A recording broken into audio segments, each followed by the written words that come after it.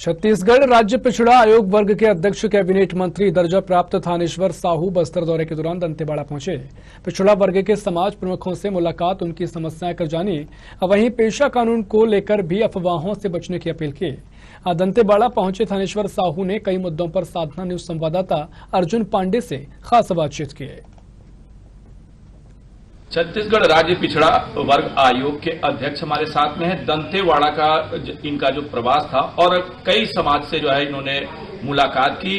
कई समाज के प्रमुखों ने अपनी बात और अपनी समस्याओं से इन्हें अवगत कराया। अब जानते हैं किस प्रकार की समस्याएं आज इन्हें देखने को मिली। जी, आज मैं दंतेवाड़ा जिला के दौरे पे हूँ आयोग की तरफ से, और सवेरे मैं यहाँ के सर्किट हाउस में विभिन्न पिछड़े वर्ग के समाज जो हमारे दंतेवाड़ा जिले में निवास करते हैं उनके प्रमुखों का विशेष रूप से बैठक रखा। बहुत सारे समाज के लोग यहाँ पे आए थे। कुछ जो हमारे ओबीसी संगठन के लोग भी वहाँ पे आए थे और सारे लोगों से विस्तार पूर्वक चर्चा हुई उनके सामाजिक स्थिति के बारे में, और जो पिछड़े वर्ग के हित के लिए उनका सुझाव भी हम लोग जिला दौरा के अंतर्गत लेते हैं कि और क्या बहुत कुछ अच्छा किया जा सकता है पिछड़े वर्ग के लिए। उनके बारे में जानकारी हुई। कुछ जो तकलीफें हैं, कुछ शिकायतें हैं, उनके बारे में भी हमने जानकारी उनसे लिया और बहुत संक्षिप्त में हमको जानकारी दिए और मांग भी रखे।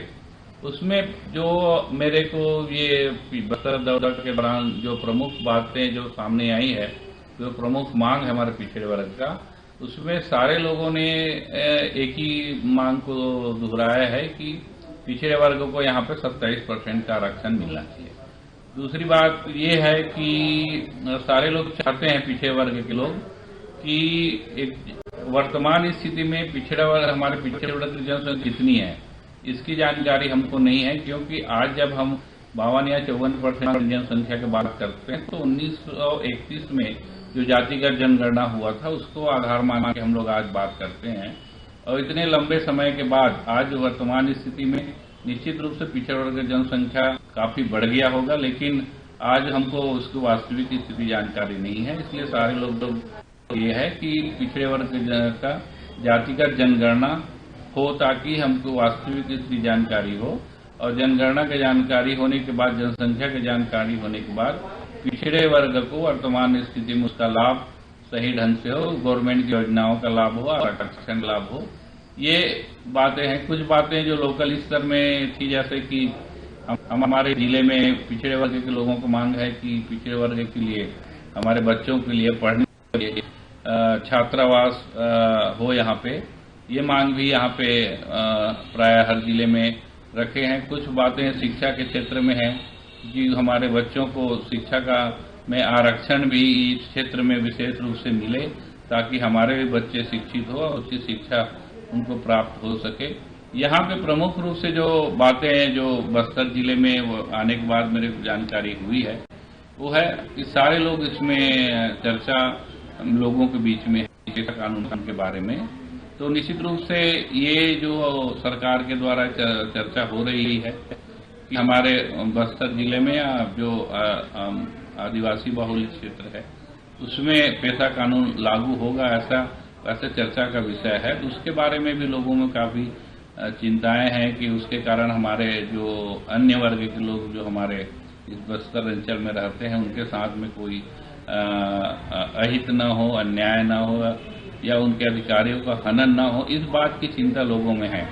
मैंने लोगों से कहा है कि जो भी जो एक्ट, जो पेशा एक्ट है, निश्चित रूप से ये केंद्र सरकार के कानून है, नियम है जो हमारे आदिवासी बाहुल्य एरिया में उसमें ला रहा है, और उस एक्ट के माध्यम से एक्चुअल में हमारे लोगों को अभी जानकारी हुई नहीं।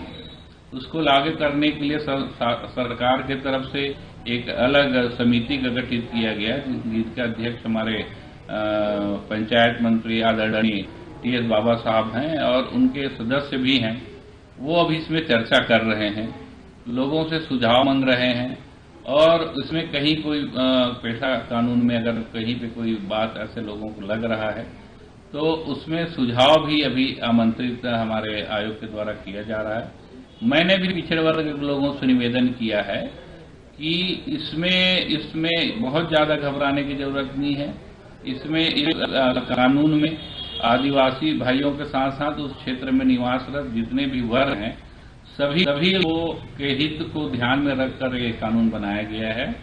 आप लोग पहले इस एक्ट का बारीकी से अध्ययन कर लीजिए, क्योंकि मैं लोगों से पूछा हूं तो बहुत सारे लोगों उसका अध्ययन ही नहीं है।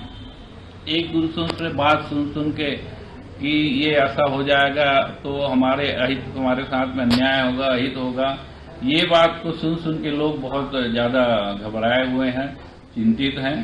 तो मैं उनको कहा है कि आप लोग पहले बैठ के हमारे ओबीसी समाज के जो संगठन चला रहे हैं, समाज प्रमुख हैं, उनको कहा हूं कि आप लोग एक्ट को पढ़िए और बहुत गहराई से पढ़िए, एक एक बिंदु पर विचार कीजिए, और कहीं पे कोई ऐसा लगता है कि इसमें परिवर्तन की आवश्यकता है तो निश्चित रूप से सुझाव हमारे समिति को भेजिए, संबंधित जिले के कलेक्टर साहब को भेजिए कि उनको भी आदेश हुआ है कि सुझाव वहां पे दिया जा सकता है, और आपके द्वारा जो दिया गया सुझाव है उस पर निश्चित रूप से बहुत गहराई पूर्वक उसमें चिंतन किया जाएगा, उसको अध्ययन किया जाएगा, और कुल मिला के आखिरी में जो सही होगा, जो अच्छा होगा सभी वर्ग के लिए, हमारे आदिवासी भाइयों के लिए, हमारे ओबीसी वर्ग के लिए, हमारे अन्य जो वर्ग जो हैं उच्च वर्ग के लिए, जो भी जितने भी वर्ग के लोग हमारे इस बस्तर अंचल में निवासरत हैं, उनके सबको हित में ध्यान में रखकर कानून लगाया जाएगा। उसमें कहीं भी कोई चिंता जरूरत नहीं है। हम सब लोग उसमें, हम आप लोगों के साथ में हैं और सब मिलजुल कर उस पर चिंतन मनन करके उस पर पैसा एक्ट को लागू किया जाएगा, ऐसा मैंने लोगों से निवेदन किया हूं। और आज इस कार्यक्रम के माध्यम से भी मैं पुनः निवेदन कर रहा हूं कि उसमें बहुत ज्यादा चिंतित होने, घबराने की जरूरत नहीं है, बहुत ज्यादा आंदोलित होने की जरूरत नहीं है, और निश्चित रूप से बहुत शांतिपूर्वक अध्ययन करिए एक्ट का, और उसमें जो सुझाव आप लोग दे सकते हैं दीजिए, निश्चित रूप से उसको लागू किया जाए। तो ये हमारे साथ में थे थानेश्वर साहू जी। उन्होंने बताया कि पेशा कानून से चिंतित होने की जरूरत नहीं है, सभी समाजों को ध्यान में रख करके इस कानून को बनाया जाएगा और पास किया जाएगा। दूसरी बात, जो आज इनकी अन्य समाजों के साथ में बैठक हुई उसमें 27% आरक्षण की भी बात उठी। सर, एक चीज और मैं आपसे जानना चाहूंगा, कुछ क्षेत्रों से आपको एक शिकायत मिली है कि एनएमडीसी के जो क्षेत्र हैं वहां पर उनके जो लोगों के पहले फ्री में इलाज होते थे वो इलाज अभी नहीं हो रहे हैं। हाँ, यहाँ पे उस क्षेत्र के कुछ समाज प्रमुख आए थे, मेरे को लिखित में जानकारी दिए हैं। शायद पहले कुछ ऐसा था कि जहाँ पे एनएमडीसी लगा हुआ उसके 10 पंचायतों को ये सुविधा दी गई थी कि उस पंचायत में रहने वाले सभी वर्ग के लोगों को मुफ्त में इलाज एनएमसीडीसी द्वारा संचालित जो अस्पताल है उसमें होगा करके हो भी रहा था। लेकिन अभी कुछ वर्षों से लोगों का शिकायत यह है कि अब हम लोग जाते हैं तो उनका कहना यह है कि ये केवल आदिवासी लोगों के लिए मुफ्त में इलाज की व्यवस्था है, बाकी वर्गों के लिए यहाँ पे इलाज में शुल्क लगेगा करके, तो उसके लिए भी उन्होंने शिकायत किया है। मैंने माननीय यहाँ पे जिला चिकित्सा अधिकारी यहाँ पे आए हुए थे, आज मैं उनको निर्देशित किया हूँ, उनको बोला हूँ कि आप इसकी जानकारी लीजिए और जानकारी लेकर मेरे को ये उसको जो भी जानकारी आपको मिलता है उसकी जानकारी मेरे को उपलब्ध कराइए। अगर ऐसा हो रहा है तो निश्चित रूप से उसके विरुद्ध कार्रवाई होना चाहिए कि अगर ऐसा नियम था कि सारे वर्गों को उसका सुविधा मिलेगा तो सारे लोगों को मिलना चाहिए। सर, आपका इस समय यहाँ पर आना और नाना प्रकार से, क्योंकि जो भी हमारे अभी बीच बातें उठी हैं उसमें पेशा कानून अहम दिखाई दे रहा है, तो क्या लोगों में इस चीज का जो है डर महसूस हो रहा था? नहीं, डर ऐसा है कि देखिए अभी चारों तरफ जो पेशा कानून की चर्चा हो रही है तो उसमें इस क्षेत्र में निवासरत जो हमारे अन्य वर्ग के लोग हैं वो निश्चित रूप से चिंतित तो हैं कि क्योंकि उनको बहुत सारे लोगों को तो जानकारी भी नहीं है कि पेशा कानून है क्या।